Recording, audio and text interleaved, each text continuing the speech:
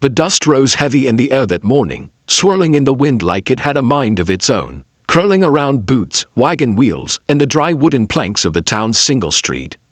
The church bell rang low, though no sermon was called. It was just habit now, a sound that reminded people that time still moved on, even when their lives felt frozen in place. She stood there at the far end of the street, a girl not more than 20 summers, her dress faded near to gray, patched so many times you could hardly tell what color it had once been.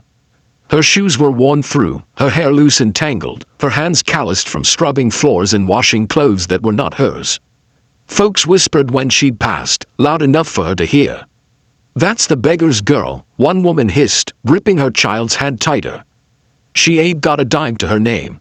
Eats from scraps, sleeps on floors. What kind of woman grows up like that?" The girl swallowed hard, head held high though her heart quivered like a leaf in the storm. Her name was Clara May, though most folks never bothered to use it. To them, she was nothing more than a shadow in the background of their own stories, a reminder of poverty they'd rather not look at. At the saloon porch, men leaned back in their chairs, whiskey glasses sweating in the heat. Laughter burst from them like gunfire when they caught sight of her. "Hey, Clara," one called, his teeth yellow, his boots polished. "When you gonna find yourself a man who can buy you a dress that don't look like a sack? Or is that all you're good for, carryin' water and talkin' pity coins?" More laughter. Boots stomped the planks. Clara felt her cheeks burn, but she didn't answer.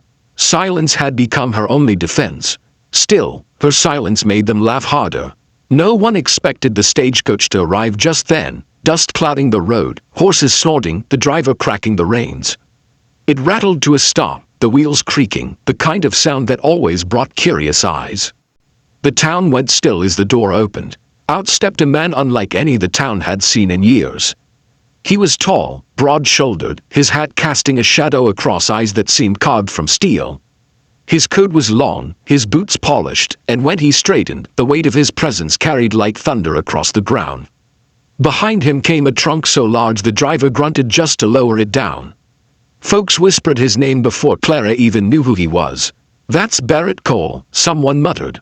"The cattle baron, owns land from here clear to the Rio Grande. Richest man west of Kansas City." Barrett Cole tipped his hat at no one in particular, though his eyes swept across the street. And when they did, they landed, steady, unflinching, on Clara May. The laughter at the saloon died down. The whispers thinned. It was as though time had drawn a gun and pointed it at every soul on that street. Clara, confused, froze where she stood, a bundle of washing still clutched to her chest. Barrett stepped forward, each stride slow, deliberate, his spurs catching the light. He didn't stop at the mayor, or the storekeeper, or the sheriff leaning lazy against the jail door. He walked straight to her, the poorest girl in town, the one no one claimed. "You," his voice carried like gravel rolling in a river. "They mock you for being too poor." He glanced at the crowd, his mouth set like stone. "Fools mock what they envy but can't touch." The crowd shifted, uneasy. Clara's throat tightened. Barrett studied her for a long moment. Then he said words that would burn themselves into the town's memory forever. "My ranch needs a woman like you." Gasps rippled through the street. A cup fell from someone's hand and shattered on the planks. Clara stared at him, certain. She had misheard. A man like Barrett Cole, wealthy, respected, untouchable, speaking to her like she was worth more than the rags she wore. The women on the steps of the store looked ready to faint. The men who had laughed now scowled, as if the ground itself had betrayed them. Barrett extended his hand, not as a master would to a servant, not as a man would to a passing stranger. No, his hand was steady, open, as if offering her a place beside him, equal in step and in name. Clara's knees weakened, but she forced herself upright. The bundle of washing slipped from her grasp, cloth spilling across the dirt. Her hands trembled as she reached forward. Whispers turned to murmurs, murmurs to outrage. "He can't mean it," someone hissed. Not her, not the beggar's girl. But Barrett Cole did not falter. His hand remained, waiting, certain. Clara placed hers in his. The moment their skin touched, the town seemed to exhale. The mocking, the laughter, the jeers that had chased her since childhood, silenced with a single gesture. Barrett's grip was firm, and his eyes burned like he'd already made a vow. "From this day forward," he said, voice carrying, "you walk as mine." My ranch is yours, my name will cover you. And anyone who dares laugh at you again, laughs at me." The sheriff shifted uneasily, the storekeeper pale, the women clutched their pearls.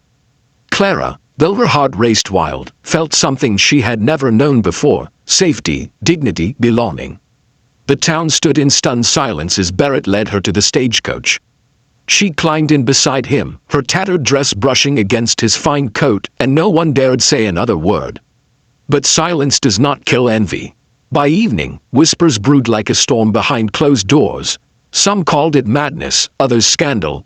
She must have bewitched him, they muttered. No man of wealth takes a beggar girl unless there's trickery afoot. Yet, as the days rolled on, Clara walked with her head high at Barrett's side. The ranch hands tipped their hats to her, the foreman called her ma'am, and the once ignored girl began to carry herself with quiet grace. But envy does not rest easy. It was 2 weeks later when the first stone was thrown, literally.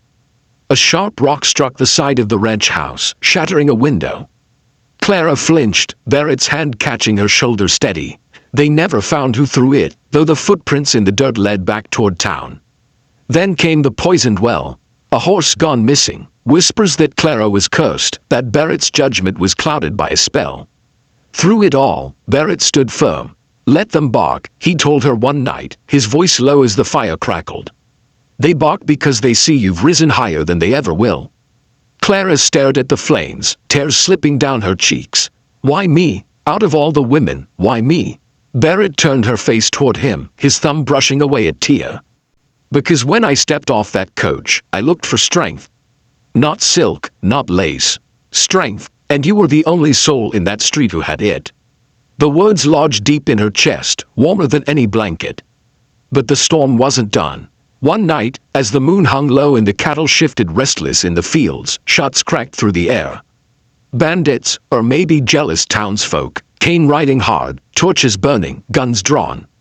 They meant to scare her off, to send a message. Barrett met them at the gate, rifle in hand. Clara, trembling, stood beside him though he begged her to stay inside. The men laughed when they saw her. "This what you traded your gold for, Cole?" One sneered, "A beggar girl. You'll ruin your name." Barrett's rifle cocked, the sound sharp as thunder. "My name don't need saving," he growled. "But yours will be carved on a grave if you don't ride out now." The standoff burned long and hot. Then, one by one, the riders pulled back, spitting curses into the dirt. Clara clung to Barrett as the firelight flickered against the ranch walls. And though her fear was heavy, she knew one thing. She would never walk that town street as the beggar's girl again. She was Clara May Cole, the woman who had been mocked for being poor, until the richest baron in the West saw her worth. And from that day forward, the town never laughed the same way again.